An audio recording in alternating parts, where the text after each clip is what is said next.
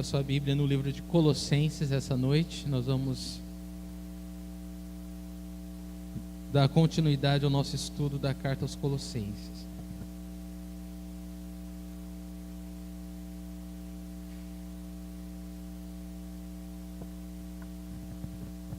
Colossenses capítulo 2. Essa noite nós vamos iniciar o capítulo 2 de Colossenses. Parece que começamos ontem, né? Mas já terminamos um capítulo já dessa carta curta, mas tão profunda, né? Colossenses capítulo 2, hoje versículos do 1 ao 7. Vamos ler? Quero que vocês saibam quanto estou lutando por vocês, pelos que estão em Laodiceia e por todos os que ainda não me conhecem pessoalmente. Esforço-me para que eles sejam fortalecidos em seu coração, estejam unidos em amor e alcancem toda a riqueza do pleno entendimento, a fim de conhecerem plenamente o mistério de Deus, a saber, Cristo. Nele estão escondidos todos os tesouros da sabedoria e do conhecimento. Eu digo isso para que ninguém os engane com argumentos que só parecem convincentes. Porque embora esteja fisicamente longe de vocês, em espírito estou presente e me alegro em ver como estão vivendo em ordem e como está firme a fé que vocês têm em Cristo. Portanto, assim como vocês receberam Cristo Jesus, o Senhor, continuem a viver nele, enraizados e edificados nele, firmados na fé, como foram ensinados, transbordando de gratidão. Pai, muito obrigado pela Tua palavra, Deus, eu peço que o Teu Espírito Santo nos direcione essa noite. Ensina-nos, Senhor, ensina-nos a Tua palavra, ensina-nos, ó Deus, a enxergar o Senhor Jesus, Senhor Deus, nesse pequeno trecho que nós vamos meditar e opera profundamente, Senhor, em cada um de nós, Senhor. Trabalha, Deus, no nosso caráter, no nosso coração, na nossa maneira de pensar, Deus, que refletem nossas atitudes. Então transforma-nos, Deus. Nós viemos aqui em fé para Te adorar, crendo, Deus, que longe de Ti não podemos viver, Senhor, sabendo, Deus, que sem Ti nada podemos fazer. Então nos enche com a Tua presença gloriosa essa noite, Deus, e nos transforma para a honra e glória do Teu nome. Livra-nos de toda distração, Deus, e captura a nossa atenção, Senhor, cada pensamento, Senhor. Queremos trazer cativa a obediência de Cristo essa noite, Deus. Que o nosso coração, ó Deus, agora, seja totalmente compenetrado no Senhor. Eu oro já Te agradecendo, em nome de Jesus. Amém. Irmãos, nós vamos fazer uma rápida revisão dessa carta. 4 pontos apenas. O tema da carta, a supremacia de Cristo. O versículo tema, Colossenses 1, de 15 a 16, que diz assim: Ele é a imagem do Deus invisível, o primogênito de toda a criação, pois nele foram criadas todas as coisas, nos céus e na terra, as visíveis e as invisíveis, sejam tronos ou soberanias, poderes ou autoridades. Todas as coisas foram criadas por ele e para ele. E essa noite nós vamos iniciar o capítulo 2 e eu vou apresentar o esboço do capítulo 2 para vocês. O esboço do capítulo 2 é o seguinte: o combate de Paulo contra as heresias. Agora, nesse capítulo, nós vamos centrar, né, de forma mais profunda quais eram as heresias que estavam afetando os irmãos lá na cidade de Colossos. E então, ficou assim, do versículo de 1 a 7, Paulo luta pela igreja. Nós vamos ver a luta de Paulo pela igreja como um todo. Dos versículos de 8 a 23, nós vamos ver Paulo exortando a igreja contra as heresias. E quais são elas? De 8 a 10, gnosticismo. De 10 a 17, legalismo. De 18 a 19, misticismo. E de 20 a 23, ascetismo. Então eu encorajo todos vocês, né, todos que desejam conhecer mais sobre esses assuntos, a não faltar semana que vem. Nós vamos continuar nosso estudo de Colossenses, e nós vamos ver Paulo falando sobre isso tudo e quais são, isso é o mais importante, os traços ou os aspectos de toda essa heresia que nós podemos encontrar tentando se impregnar hoje na igreja de Cristo, tentando afetar a fé da igreja do Senhor hoje, tá bom? Então, muito importante. E por fim, a mensagem dessa noite. A mensagem dessa noite é: firmados na graça por meio da fé em Cristo. Amém? Firmados na graça por meio da fé em Cristo. Então vamos lá, versículo 1 diz assim: quero que vocês saibam quanto estou lutando por vocês, pelos que estão em Laodiceia e por todos os que ainda não me conhecem pessoalmente. Então eu quero só lembrá-los que Paulo está escrevendo essa carta de uma prisão. Ele estava em Roma, ele escreve 4 cartas e Colossenses é uma dessas cartas. E Paulo nunca havia estado na cidade de Colossos, ele nunca tinha visto esses irmãos, né, face a face, né, não os conhecia pessoalmente. Ele só veio a conhecer da existência dessa igreja por meio de Epáfras, né, que se converteu por causa do ministério de Paulo na cidade de Éfeso. E Epáfras voltou para a sua cidade natal, que era Colossos, e ali ele começou a compartilhar do evangelho com o seu povo. Pessoas se converteram a Cristo, uma igreja nasceu ali, e agora essa igreja estava sendo atacada por heresias. E Epáfras vai até Roma, ao encontro de Paulo, e relata para ele o que estava acontecendo em Colosso, qual era a heresia, os ensinamentos falsos que a igreja estava se deparando, né, tendo que enfrentar naquele momento. E Paulo escreve essa carta. Então, a razão pela qual Paulo escreve essa carta é para combater as heresias que estavam tentando destruir, afetar a fé do povo, a fé da igreja em Colossos, em Cristo Jesus. E é claro que Epáfras não só havia compartilhado o evangelho em Colossos, mas também em Laodiceia, e é por essa razão que nesse versículo Paulo, ele cita a igreja de Laodiceia, que ele também não conhecia. Mas veja que Paulo nesse versículo ele fala: olha, eu quero que vocês saibam o quanto estou lutando por vocês em Colossos, pelos que estão em Laodiceia, nessa cidade próxima a Colossos, e por todos os que ainda não me conhecem pessoalmente. Então, todo esse combate de Paulo era por mim e por você, né? Que também não o conhecemos pessoalmente, mas só fomos, né, agraciados e abençoados pelo ministério dele, né? Pelo agir de Deus através da vida de Paulo. Então, Paulo fala dessa luta. E essa luta, o que significa essa luta, né, que Paulo se refere nesse versículo? Né? Ele fala, presta muita atenção, quero que vocês saibam o quanto estou lutando por vocês. Essa luta, ela é espiritual, né? Existe um mundo espiritual, um mundo que é invisível, porém muito real, né? Nós não vemos, né? Mas ele existe, né? Forças, né, atuando, tentando contra a igreja de Cristo, né? Há uma guerra contínua contra as nossas vidas, nós que estamos em Cristo Jesus, né? Satanás, ele tenta de todas as formas desencorajar-nos da fé, não é? Esse pensamento que vem do nada na nossa cabeça, né? Aquele sentimento que vem do nada no nosso coração, né?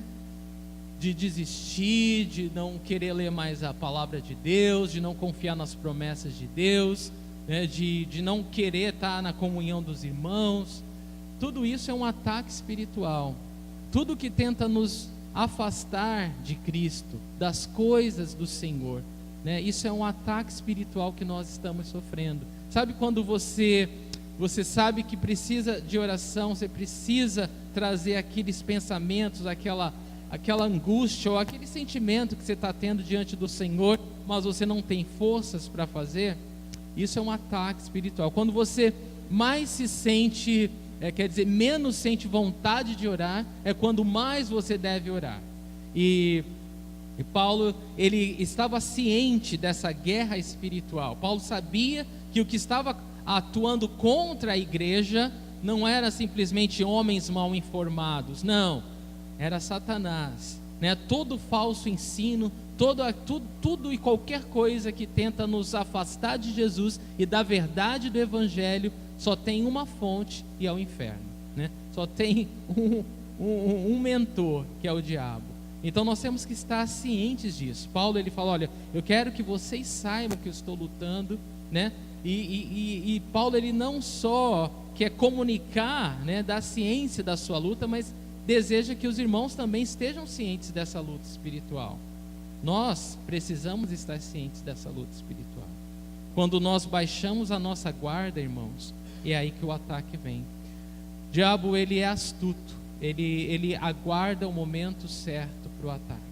Enquanto você está forte espiritualmente, militando, lendo a palavra de Deus, orando com os irmãos, tendo comunhão, porque a comunhão nos fortalece, né? Quando um está fraco, o outro levanta, não é? É isso que a palavra de Deus diz. Então nós devemos valorizar as coisas que Deus valoriza. As coisas de Deus são preciosas, elas servem para nos abençoar. Mas a gente precisa estar ciente, quando nós começamos a baixar a guarda, irmãos, essa é a hora que nós nos tornamos vulneráveis. O lobo, ele só pega a ovelha que está enfraquecida ou adoentada, aquela que está longe do rebanho. São essas que o lobo ataca. Então, da mesma forma, Satanás, ele ataca aqueles que estão fracos, aqueles que se distanciam do rebanho. E nós precisamos estar cientes dessa luta espiritual também. Amém? Não só pelas nossas vidas, não é? Mas também pelos nossos irmãos, por aqueles que estão sendo vítimas hoje dos ataques do inimigo. Não é verdade? Então é isso aí. Mas antes da gente passar adiante, eu tenho que fazer essa pergunta. Você, pessoalmente, tem ciência dessa luta espiritual? Você está bem convicto que você está debaixo de uma guerra espiritual? E a minha segunda pergunta é: se você está ciente que está debaixo de uma luta espiritual, qual tem sido a sua reação a isso? O que você tem feito? Porque esse é o ponto-chave, né? Quando nós realmente entendemos que estamos debaixo de uma guerra espiritual, a primeira coisa que nós devemos fazer é nos agarrar na palavra de Deus. Céus e terras vão passar, mas a palavra jamais vai passar.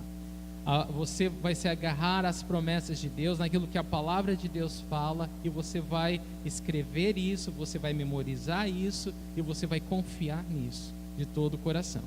Então você vai se agarrar à palavra e você vai buscar ao Senhor, porque é através da oração que nós lutamos essa batalha espiritual, né? Através da oração nós comunicamos a Deus, né, o nosso coração. Através da oração nós simplesmente nos dispomos, e o Espírito Santo que nos ajuda a orar, ele vai nos guiar naquele momento de luta. Eu não sei quantos de vocês, eu espero que todos vocês saibam do que eu estou falando, eu espero que todos vocês já tenham experimentado isso, e que todos vocês saibam que esse é o nosso lugar, é o lugar da igreja de Cristo, é orando em espírito, em todas as ocasiões, por todos os santos. É isso que Efésios 6 diz para nós. Então nosso lugar, irmão, é guerreando, é lutando essa luta espiritual, é não vacilando, é não cochilando, é não se distraindo, né? Porque ela é real, Então nós precisamos buscar o Senhor, nos agarrar à palavra de Deus, e algo muito importante, pedir ajuda, né? Pedir ajuda, porque quando nós estamos passando debaixo de uma luta, de uma guerra espiritual, nunca foi intenção de Deus a gente passar sozinho. Para isso existe igreja, para isso existe um corpo, para isso existe irmãos. Se a igreja para nós for só um clube, for só um momento para a gente, sei lá, hoje eu não tenho o que fazer, vou lá, né? Ou uma distração, não, sei lá, é um hábito, todo domingo eu vou lá e pronto. Não, se for isso, realmente não faz sentido nenhum, né? A igreja é a mesma coisa que nada para você. Mas se você entende que você é parte de um corpo, é membro de um corpo, e que tudo que afeta você afeta os irmãos, e o que afeta os irmãos afeta você, nossa, você entendeu a unidade da igreja, você entendeu o seu papel, a sua posição em Cristo Jesus como parte do corpo dele. Então você vai tomar a sua posição, né? E quando a igreja de Cristo, nós todos, né, tomamos a nossa posição, a palavra de Deus fala que as portas do inferno não podem prevalecer contra a igreja de Cristo. Então a igreja serve para isso, irmãos. A igreja, ela não é um momento de domingo à noite, não. A igreja é o corpo de Cristo. A igreja serve, é Deus atuando, né, na terra por meio da sua igreja. E você é parte disso, né? É um privilégio, né? É uma honra para nós, né? Ser aqueles pelos quais o Senhor atua, o Senhor age, o Senhor trabalha. Isso é maravilhoso, isso é poderoso. Eu oro que todos vocês, né, entendam o valor que vocês têm como corpo de Cristo e que militem, né? Que lutem a luta que nos cabe, que é simplesmente buscar a vontade de Deus, a direção de Deus, o poder de Deus. Amém? Então é isso aí, queridos.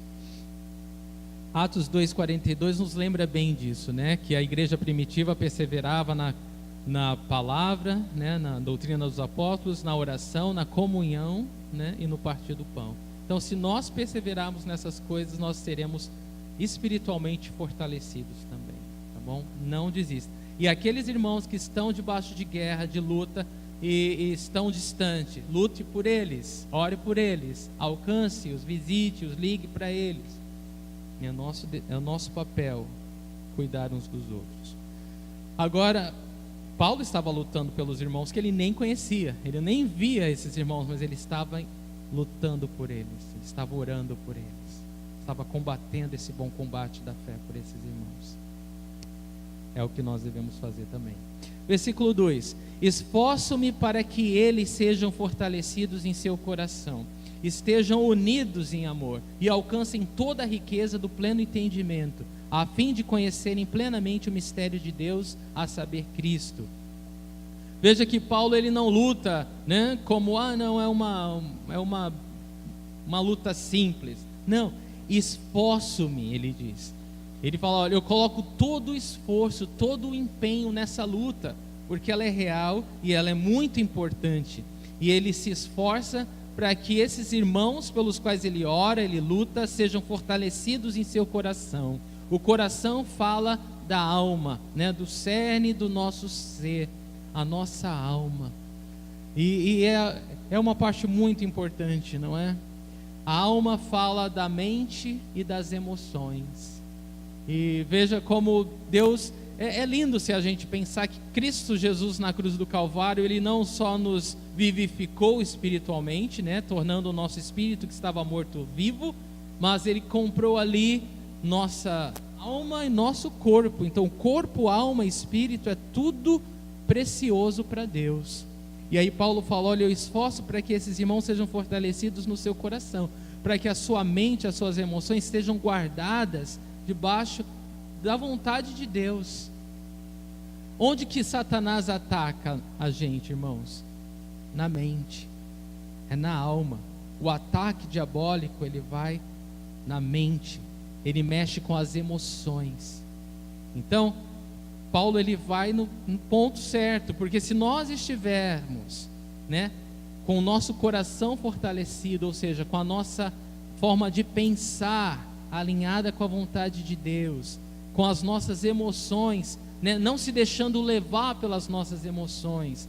Hoje eu sinto vontade disso. Agora eu estou com vontade daquilo. Não, peraí, há algo muito maior do que os impulsos da minha alma, as emoções da minha alma, os sentimentos que tentam me abater.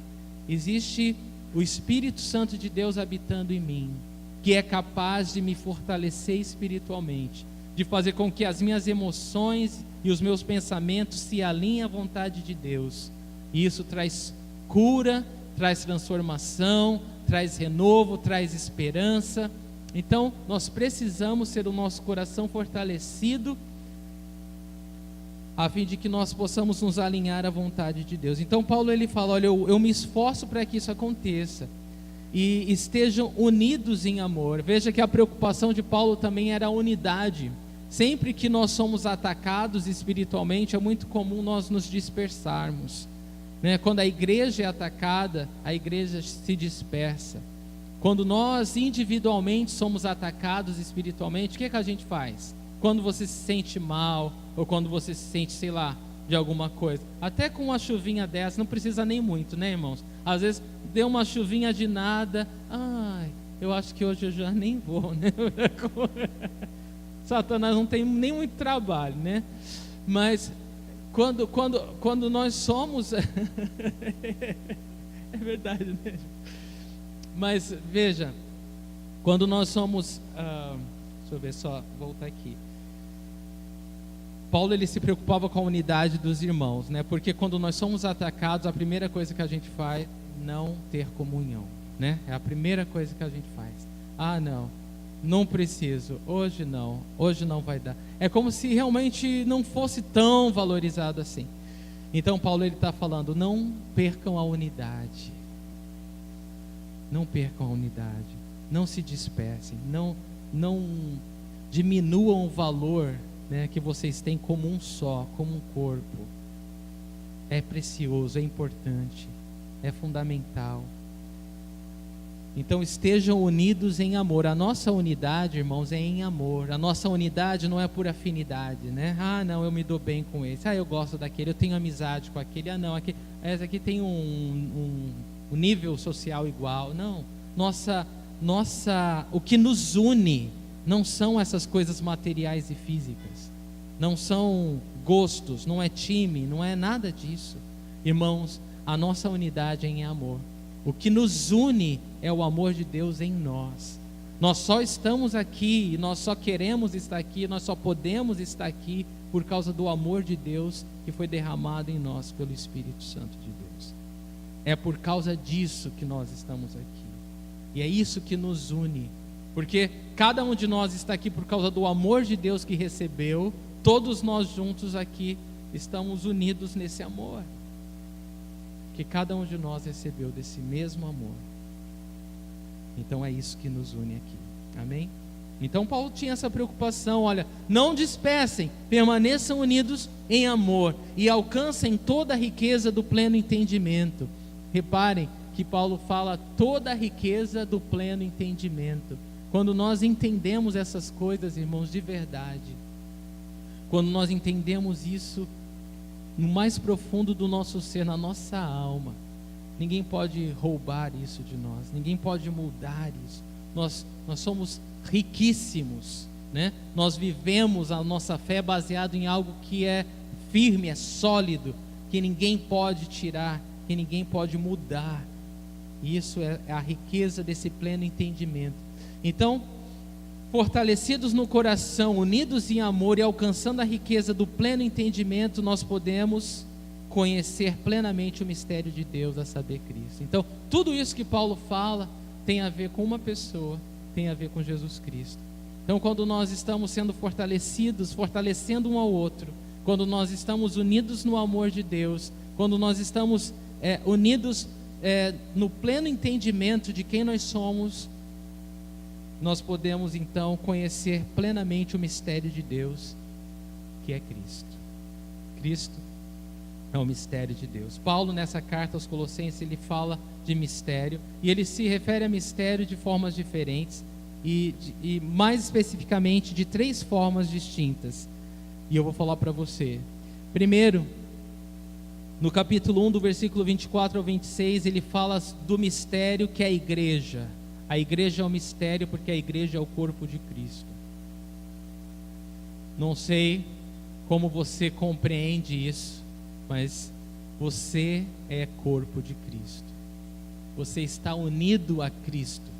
Ele é a cabeça, você é o corpo. Você é membro do corpo dele, porque você é membro da igreja.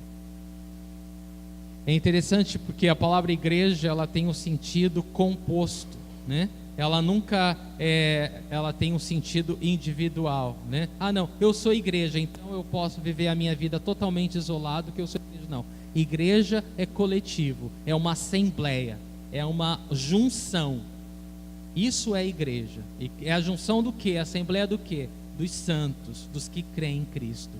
Então a igreja, o conceito de igreja, ele tem que ser compreendido como algo coletivo. Você já viu ovelha andar sozinha? Nunca vi. Ovelha sempre anda em rebanho, não é verdade? Assim é a igreja, né? Então existem vários corpos locais onde os irmãos se aglutinam, eles se reúnem. Então a igreja é o corpo de Cristo. O outro mistério, capítulo 1, versículo 27, o habitar de Cristo dentro de nós. Paulo fala, Cristo em nós, a esperança da glória. Nós temos a esperança da glória por causa da presença de Cristo dentro de nós. Aí você imagina, que mistério é esse? O Deus que criou todo o universo, o Deus que é infinito, o Deus que fala que templo algum pode contê-lo, o Deus que fala que nada pode contê-lo, Ele escolheu habitar dentro de nós, dentro de mim, dentro de você. Cristo em nós é a esperança da glória. Esse é o mistério que Paulo se refere nessa carta. E aqui novamente ele fala essa palavrinha mistério, versículos 2 e 3 do capítulo 2, significando a revelação de Jesus como o tesouro de toda sabedoria e conhecimento. É o que ele vai falar agora no versículo 3. Versículo 3: nele, em Cristo, estão escondidos todos os tesouros da sabedoria e do conhecimento. Isso é maravilhoso. Essa é a razão número 1 pela qual Paulo escreve essa carta, porque havia parte dessa heresia que circulava ou pairava sobre a igreja em Colossos, dizia que para você ser salvo você tem que ter um conhecimento secreto, e aí você compra esse livrinho aqui. E hoje existe a mesma coisa, né? Não, para você realmente ter um entendimento de quem é Deus ou da palavra de Deus, você tem que comprar esse livrinho aqui.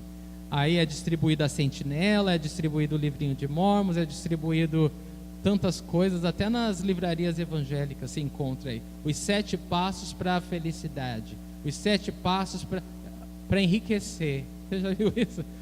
Como se tornar um milionário. Não trabalha não para ver, né? Quero ver que milionário você vai se tornar. Mas existem essas coisas que as pessoas falam: olha, eu vou te revelar o segredo para essa coisa aí que você busca, essa coisa que você procura, e quando você comprar isso, você então vai ser um dos nossos, você vai ser iluminado. E as pessoas estavam indo nessa. Então Paulo ele fala: olha, é em Cristo que estão escondidos todos os tesouros da sabedoria e do conhecimento. Ou seja, tudo que você precisa saber, tudo que você precisa conhecer, tudo que você precisa provar está na pessoa de Jesus Cristo. Tudo que você precisa fazer é ter um relacionamento vivo com Jesus Cristo, é conhecê-lo, conhecer como ele pensa, a sua vontade, a sua palavra, ser guiado pelo Espírito Santo de Deus. Isso é maravilhoso, né? Porque se nós estamos em Cristo, e em Cristo estão escondidos todos os tesouros da sabedoria e do conhecimento, nós somos as pessoas, ou podemos ser as pessoas mais brilhantes do mundo. Basta buscarmos a Cristo, basta render os nossos corações diante do trono da graça de Deus, basta a gente querer receber dele. O problema nosso é que a gente não quer receber da fonte, né? A gente quer receber do outro, a gente terceiriza o nosso relacionamento com Deus. Aí é difícil, né, irmão? Aí é difícil crescer, amadurecer, se fortalecer, viver em união, deixar o amor de Deus fluir. Aí não dá. Mas quando nós entendemos de verdade, irmãos, que nós estamos em Cristo, e em Cristo estão escondidos todos os tesouros da sabedoria e do conhecimento, nós temos tudo o que precisamos. Em Jesus. Nós encontramos em Jesus tudo o que precisamos. Não precisamos de revelação secreta, de conhecimento oculto, de ler livro algum. Tudo que nós precisamos é de Jesus, é da palavra de Deus no nosso coração, habitando ricamente no nosso coração. Amém? Então é isso. Então quando te oferecerem o DVD tal, o livro tal, para os 7 passos para você se tornar isso ou aquilo, você recusa em nome de Jesus. Só quer enganar você para tirar seu dinheiro. E é isso, irmãos. A expressão nele são escondidos todos os tesouros da sabedoria e do conhecimento também nos leva a refletir numa coisa, irmãos. Pelo menos me levou a refletir nisso. Que o Senhor Jesus, Ele é tão glorioso, né? Imagina, né? Uma pessoa onde você encontra toda a sabedoria, os tesouros de toda a sabedoria e de todo o conhecimento. Ele é tão majestoso, Ele é tão poderoso, Ele é tão grandioso, e ao mesmo tempo tão simples e tão humilde, e tão cheio de compaixão, de tal forma que Ele se revela a uma pessoa como nós, e mesmo uma criança, é capaz de conhecê-lo, é capaz de tê-lo no seu coração, é capaz de ter um relacionamento vivo com Ele. Isso não é glorioso? Isso é maravilhoso, né? Só o nosso Deus. Versículo 4: eu lhes digo isso para que ninguém os engane com argumentos que só parecem convincentes. Então, a preocupação de Paulo é revelada mais uma vez. Paulo ele está falando: olha, irmãos, eu tenho que falar dessa forma com vocês para que vocês não sejam enganados. Eu lhes digo isso para que ninguém os engane com argumentos que só parecem convincentes. Tudo que esses falsos professores têm falado para você, tudo que tem sido disseminado através dessa heresia, né, essa deturpação da fé, da palavra de Deus, tudo que tem sido dito para vocês aí só parece verdadeiro. Na verdade, é uma mentira. Então, muitas coisas, irmãos, a gente ouve no nome de Jesus, no nome de Deus, seja no rádio, seja em livro, seja na televisão, seja em púlpito. A gente precisa ser como os irmãos lá em Bereia, que consultam a palavra de Deus, que conhecem a palavra de Deus. Não é à toa que Paulo diz para Timóteo: olha, seja como um obreiro aprovado, né, que não tem do que se envergonhar e que maneja corretamente a palavra da verdade. A vontade de Deus para nós é que a gente conheça a palavra dele, de forma que a gente não seja levado de um lado para o outro por qualquer vento de doutrina, por qualquer ensinamento que a gente ouve. Ah, é de Deus, fala de Deus, falou de Jesus. Não, mas nem tudo que fala de Jesus é de Jesus. O diabo ele é mentiroso, né? A Bíblia fala que ele é o pai da mentira porque ele mente desde o princípio. Isso quer dizer o quê? Que ele não aparece para nós com 2 chifres e um tridente na mão. Eu sou o diabo, vou te enganar agora. Não, ele se aparece como alguém, como um anjo de luz, né? Alguém bom, alguém que vai trazer para você tudo o que você precisa, alguém que vai revelar para você aquilo que você mais busca, aquilo que você mais quer. E movidos por esse desejo, nós caímos. É por isso que nós temos que ter grande compaixão daqueles que caem, porque todos nós estamos sujeitos a isso. É por isso que Paulo adverte os irmãos, ele fala: eu estou escrevendo para vocês, porque vocês precisam entender isso. Vocês são vítimas em potencial, aí vocês são alvo em potencial nas mãos do diabo, nas mãos dos enganadores. Estejam alerta, vigiem. Eu lhes digo isso para que ninguém os engane com argumentos que só parecem convincentes. Irmãos, vamos ser sinceros, a gente ouve muita gente falando muito bem, a gente ouve muita coisa muito atraente aos olhos, né? Muito atraente ao coração, exatamente como aquele fruto lá que a serpente ofereceu para Adão e Eva. Só que é uma mentira, é alguma coisa que vai nos afastar de Deus, é alguma coisa que vai nos destruir espiritualmente, porque é um engano. Quando você coloca a tua fé, a tua esperança numa ilusão, irmãos, não há nada mais devastador do que isso. É só o diabo que faz isso. E a gente tem que estar alerta. Paulo, ele mostra a preocupação dele, e nós não podemos passar por um texto desse de qualquer forma, irmãos. Nós temos que lembrar que nós somos seres humanos também, que no nosso tempo existem muitas e muitas formas do diabo, né, tentar nos enlaçar, tentar nos enganar, tentar nos iludir. Então a gente tem que estar muito ciente a isso. E nós vamos estar mais preparados quanto mais a gente conhece a palavra de Deus. Quanto mais a gente conhece a palavra de Deus, mais preparados nós vamos estar a não cair nas ciladas do diabo, né? Todos os argumentos persuasivos, convincentes, atraentes. Se a gente conhece a palavra, qual vai ser a nossa impressão? Nossa, que heresia, né? Que mentira. Mas não é isso que a palavra de Deus fala. Mas você só vai saber e refutar se você conhecer a palavra. Se você não lê a Bíblia, irmão, se você não estuda a Bíblia, você vai cair. Primeira pessoa que chegar com toda a convicção e toda, né, vai te levar no papo, né? Basta falar um monte de palavras difíceis que você, né, nunca ouviu. Você vai falar: esse cara é inteligente, ele deve saber o que está falando, né? Eu é que não sei. Não é, gente, assim que acontece? E aí as pessoas caem. Mas se você conhecer a palavra de Deus, pode falar o que for, pode falar do jeito que for, não me interessa.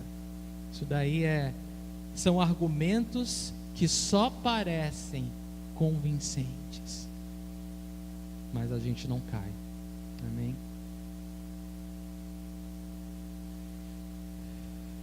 A palavra de Deus é a verdade, irmãos. Conhecereis a verdade vos libertará.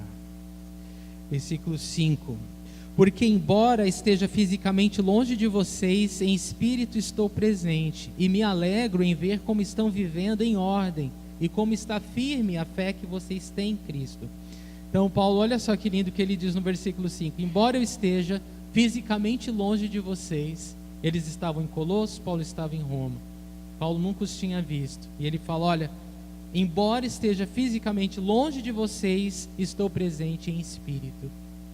Por que Paulo falou isso? É possível nós estarmos fisicamente longe de alguém, mas espiritualmente próximos? Sim, através da oração. Por essa razão, Paulo diz, olha, eu estou fisicamente longe, mas espiritualmente eu estou junto com vocês. Não sei se vocês já experimentaram isso, mas encorajo todos, né, principalmente através da oração intercessória, quando você ora em favor de alguém, quando você clama por alguém, seja a igreja perseguida lá na Ásia, na África, no Oriente Médio, os irmãos que sofrem, você se dispõe a orar por eles, você nem sabe por onde começar na maioria das vezes, mas você se coloca à disposição do Espírito Santo de Deus e Ele vai te guiar, e Ele vai te levar a interceder, e Ele vai te revelando as coisas que você precisa clamar, as coisas que você precisa orar. É uma experiência maravilhosa. É uma experiência maravilhosa. Você está presente a alguém longe fisicamente. Você está presente em espírito. É dessa forma que Paulo ele fala. Embora esteja fisicamente longe de vocês, em espírito estou presente e me alegro em ver como estão vivendo em ordem e como está firme a fé que vocês têm em Cristo. Antes de eu falar, o segundo ponto do versículo 5 aqui, eu quero falar dessa palavrinha ordem. Eu só quero lembrar uma coisa, irmãos. Estar presente em espírito através da oração é algo que a gente deve treinar e praticar, principalmente com os membros da nossa família. Muitas vezes esses membros estão perto, mas muitas vezes estão longe. E você pode estar presente através da oração, intercedendo por eles. E não só membros da nossa família, até os nossos irmãos em Cristo, né? Nós podemos interceder por eles, né? Os que estão aparentemente presentes, mas os que a gente sabe que estão distantes, que esses estão longe, né? Longe da comunhão. E a gente pode interceder por eles também, não é? Isso é maravilhoso, não é, irmãos? Que Deus quer usar as nossas vidas para estar junto dos nossos irmãos. Isso é muito bom. Mas veja que ele se alegra em ver como esses irmãos estão vivendo em ordem. Quando Paulo usa a palavrinha ordem, ele está usando uma palavra, é um termo militar, que significa uma formação em combate. Então Paulo está falando, olha, eu fico muito feliz que vocês são debaixo de um ataque como esse, mas vocês não perderam a formação. Vocês continuam firmes, vocês continuam posicionados em combate, vocês não se deixaram levar, vocês não foram engolidos ou seduzidos por essa heresia. Isso é maravilhoso, né? Maravilhoso quando a gente passa por luta, passa e a gente permanece firme, né? A gente não se abala, a gente não deixa, a gente sabe que, olha, essa luta tá longa, né? Sei, quantos aí estão numa luta longa? Levanta a mão só. Quem quiser, né? Ah, então não estou sozinho, graças a Deus. Tamo junto, hein? Tamo junto. Vocês oram por mim, eu oro por vocês, tá certo? Então vamos guerrear junto. A luta, irmãos, ela pode parecer longa, ela pode parecer muito longa, pode parecer que ela não vai ter um fim, mas isso não é verdade. Não existe tempestade, né, que não passe, tá bom? E assim, o Senhor está conosco, é Ele quem nos firma, é Ele quem nos fortalece. Não importa se lá fora o vento está soprando, as ondas estão batendo no barco, se parece que o barco vai virar, vai a pique, não interessa, né? Jesus está conosco, amém? Então, a gente sabe que na hora certa Ele vai falar, aquieta-se vento, e o vento vai aquietar. Na hora certa Ele vai falar, para a água, e a água vai parar. Então, tudo que a gente precisa fazer é perseverar. Permaneça firme no combate. Bom, não desista. Não desista. Permaneça firme no combate. O Senhor guerreia por nós. Irmão, se Paulo ele está falando, olha, eu luto por vocês em oração, eu entro junto com você nessa guerra espiritual através das minhas orações. O nosso Senhor Jesus foi quem disse que ele subiria à destra do Pai, mas que ele intercederia por nós. Jesus está espiritualmente presente com cada um de nós em todas as nossas batalhas, irmãos. Ele está orando por nós, ele está junto. E isso é encorajador para a gente, né? Isso nos faz permanecer com outra disposição, né? Isso nos faz perseverar, porque a gente sabe que a vitória é certa, no nome do Senhor Jesus. Amém? Então é isso, queridos. Eu desafio todos a orarem, né, juntos nessa causa, que é essa guerra espiritual que todos os irmãos passam, tá bom? Todos os irmãos passam. Você não está sozinho. Por isso que a gente tem que orar. Eu amo muito aqueles que vêm na terça-feira de todo o coração, porque a gente intercede, é tão gostoso, irmãos. É diferente quando você está num lugar e é gostoso quando as pessoas vêm e pedem oração, né, porque a gente já incorpora aquilo na nossa batalha. É gostoso quando as pessoas vêm pedindo para orar por alguém. A gente incorpora aquilo na nossa luta, a gente luta por aquilo junto. É tão encorajador, é tão bom. Todo mundo sai edificado, todo mundo sai fortalecido. Mas eu louvo a Deus por ter irmãos para compartilhar nesse momento, porque quando a gente vai colocando, né, todas as situações, a gente vai trazendo todas as diferentes situações, né, de enfermidade, de situações tristes que esse mundo apresenta, né? A realidade é muito grave, né? Eu fico assim impressionado. Nós deveríamos orar muito mais do que a gente ora, porque a situação é caótica, né? Inclusive uma boa prática para a gente orar e estar presente espiritualmente, guerreando em oração, é por Brasília, né? Pelos nossos governantes, autoridades, e levantar um clamor pela nossa nação. Aliás, a gente pode fazer isso no final do culto. Vamos levantar um clamor pelo nosso país, que eu creio que muito pode a oração do justo em seus efeitos, né? Muito pode a oração do justo em seus efeitos, e eu creio que o Senhor, ele se alegra quando o seu povo ora. Então, irmãos, mas é isso. Eu louvo a Deus pela vida daqueles guerreiros que vêm de todo o coração orar e combater juntos. E aí Paulo se alegra que eles estavam em ordem e firmes na fé em Cristo Jesus. O versículo 6 diz assim: olha, portanto, assim como vocês receberam Cristo Jesus o Senhor, continuem a viver nele. Então, como que nós recebemos Cristo Jesus o Senhor?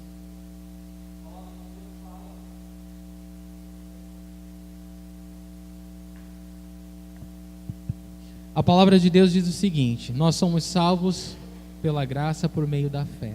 Foi assim que nós conhecemos Jesus. Amém? Pela graça por meio da fé.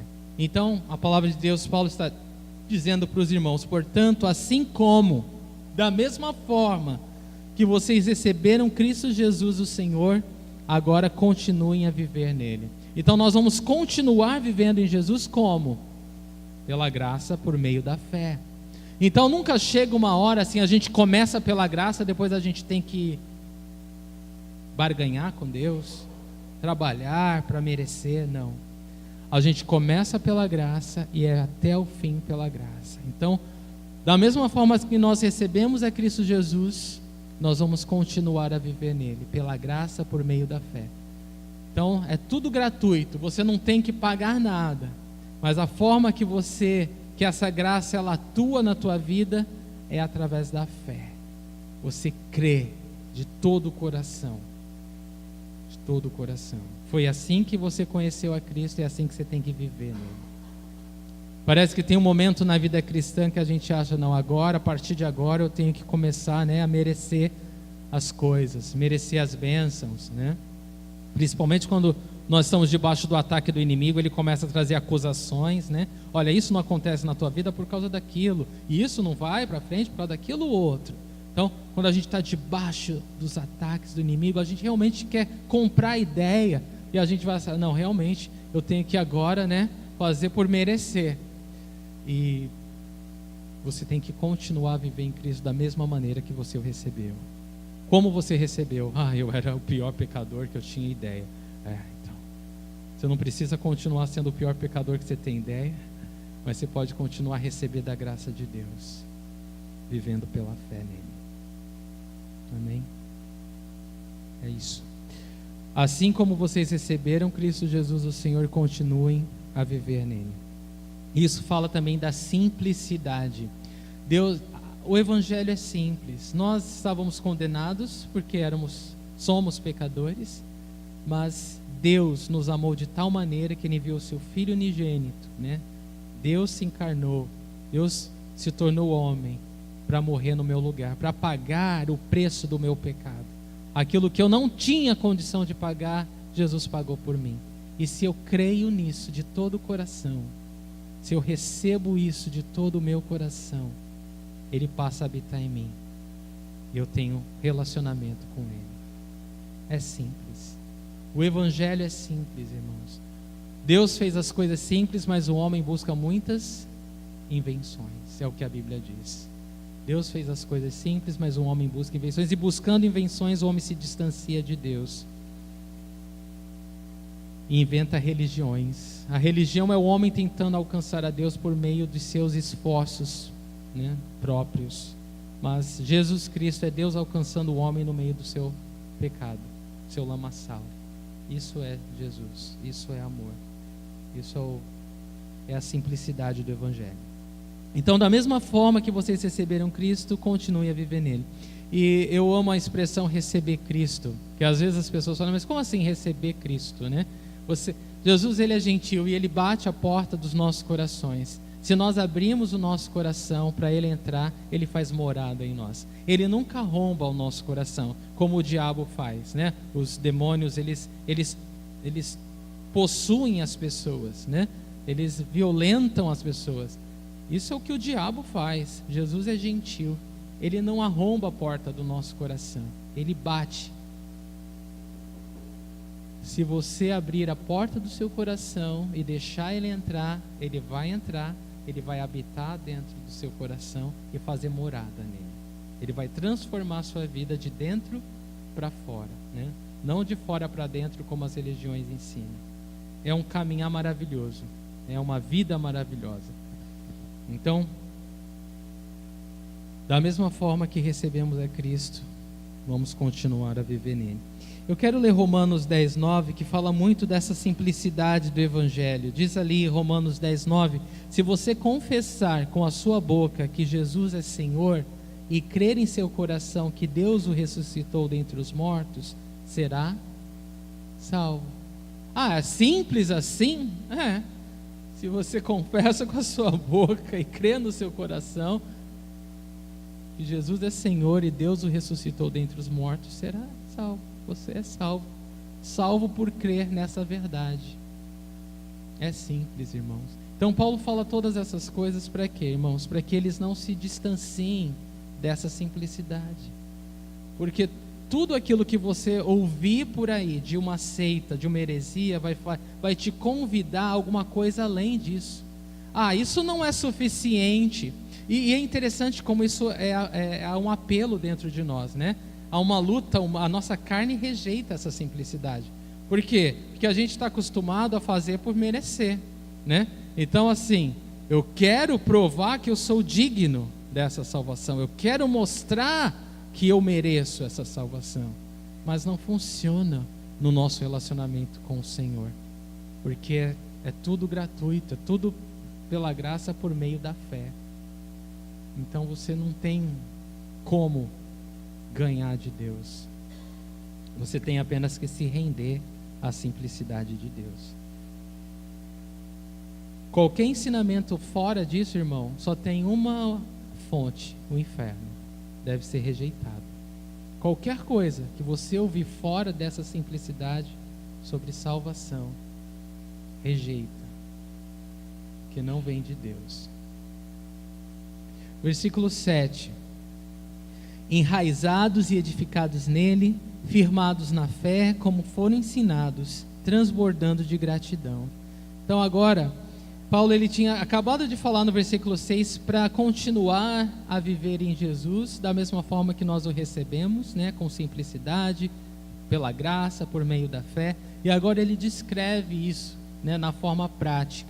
E aí começa a dizer, olha, enraizados. Ele usa metáforas, né, mas ele fala, olha, enraizados. Isso quer dizer o quê?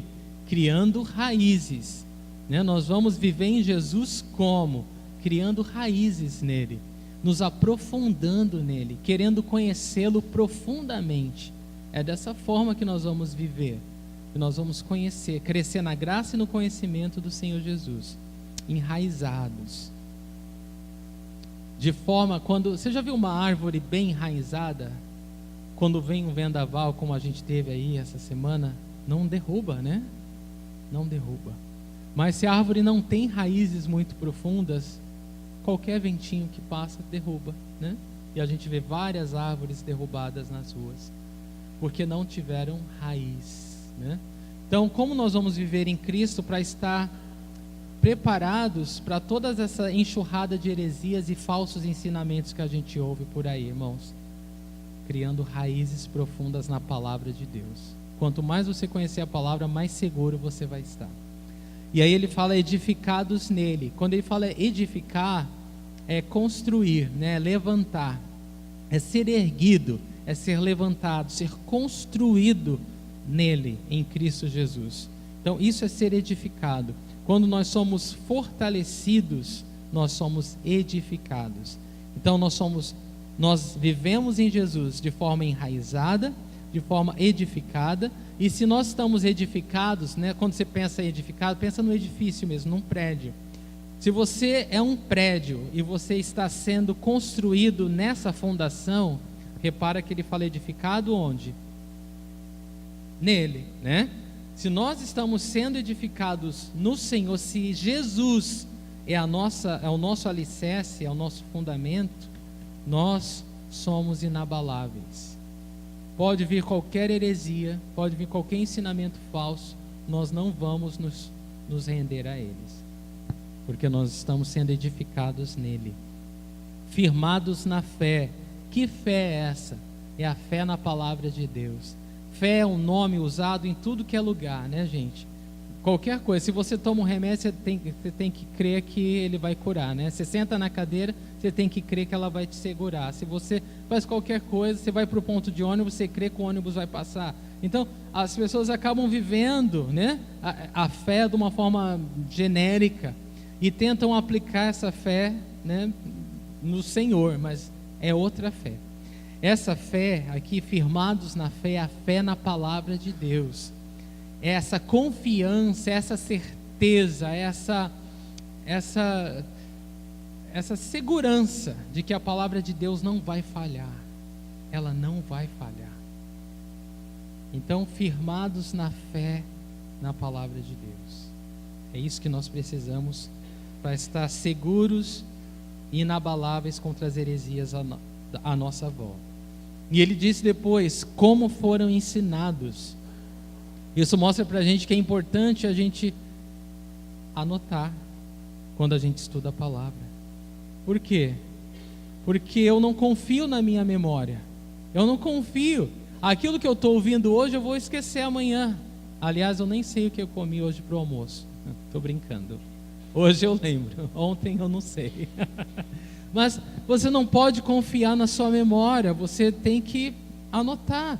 Porque enquanto nós estamos aqui, enquanto a gente está estudando a palavra, uma palavra de profecia está sendo lançada, uma palavra de conhecimento está sendo lançada, uma palavra de sabedoria está sendo lançada.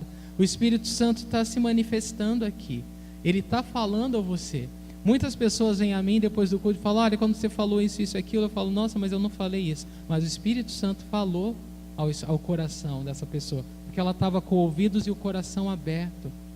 Então é tremendo, né? É maravilhoso, é espiritual, é além do que a gente pode compreender o negócio, tá bom? Então eu encorajo a todos vocês a tomar nota daquilo que o Espírito Santo está falando. Sabe por quê? Porque você não vai esquecer facilmente.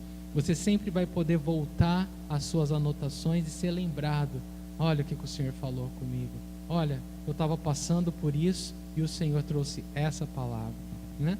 Então é muito importante quando ele diz, olha, como foram ensinados, tá bom? E transbordando de gratidão. Eu ouvi alguém dizer que a gratidão, eu até anotei, gratidão é a memória do coração. E achei tão interessante essa frase, a gratidão é a memória do coração. E eu considerei bastante essa frase, né?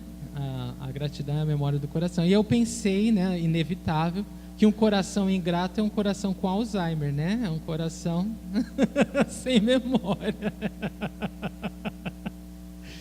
Eu pensei mesmo nisso. O coração ingrato é um coração doente, né? É um coração muito doente. Ele é ingrato, né? Ele está fechado, ele não está aberto, né, para receber mais de Deus.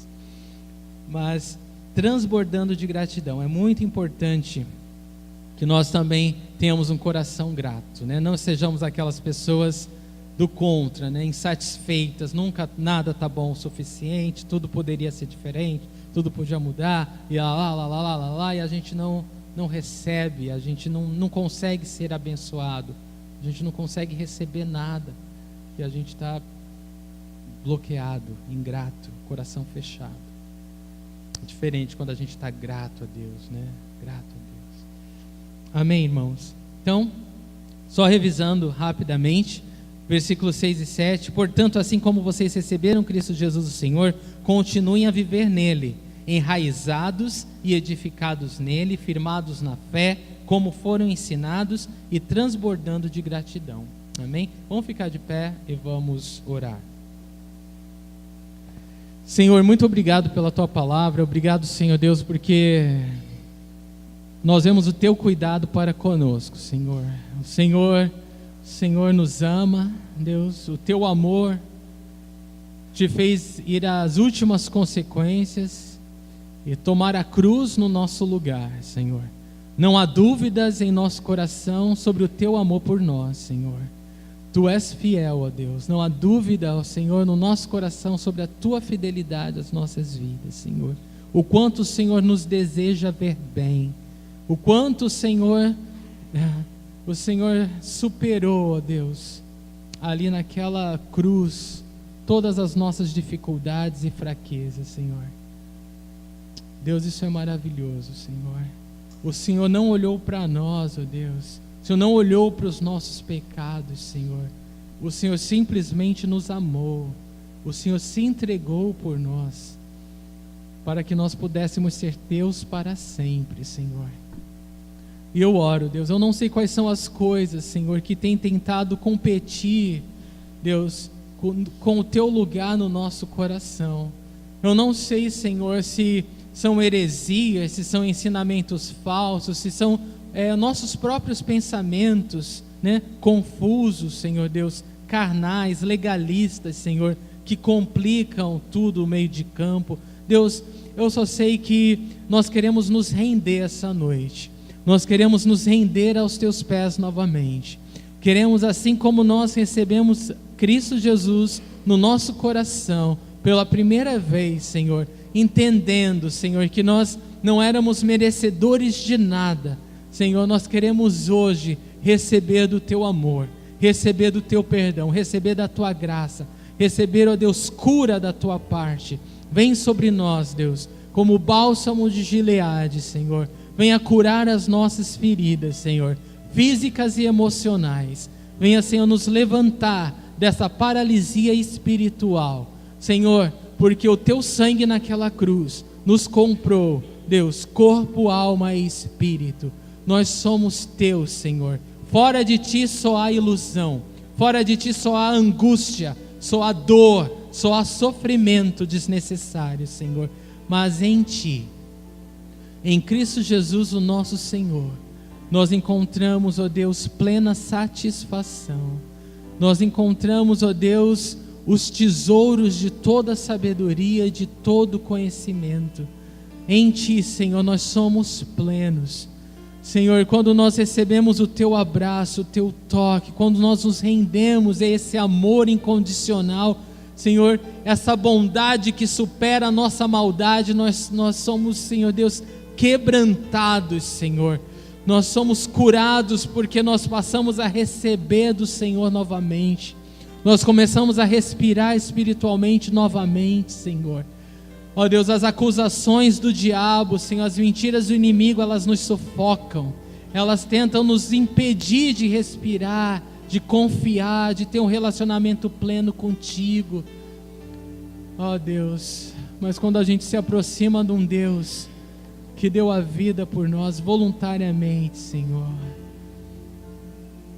Ó Deus, nós somos quebrantados, ó Deus. E nós queremos, ó Deus, te louvar nessa hora, queremos te bendizer, Senhor. Nós queremos entregar novamente o nosso coração ao Senhor. E nós queremos receber, ó Deus, tudo o que o Senhor tem para nós essa noite, Deus. Obrigado porque a Tua palavra, Senhor, ela não volta vazia e ela cumpre o propósito pelo qual o Senhor a enviou. O Senhor nos encoraja, o Senhor nos corrige, o Senhor nos instrui, o Senhor nos adverte, Senhor, o Senhor nos exorta, Deus. O Senhor nos purifica, Senhor. Obrigado, Senhor. Nós queremos celebrar Jesus essa noite, Deus. Queremos dizer o quanto nós te amamos, porque o Teu amor é real em nossas vidas, Senhor. E nós queremos te amar de volta, com o mesmo amor que nos alcançou. Em nome de Jesus Cristo. Amém. Irmãos, eu peço que você segure o pão e o cálice, até que todos recebam, para que a gente possa tomar a ceia juntos.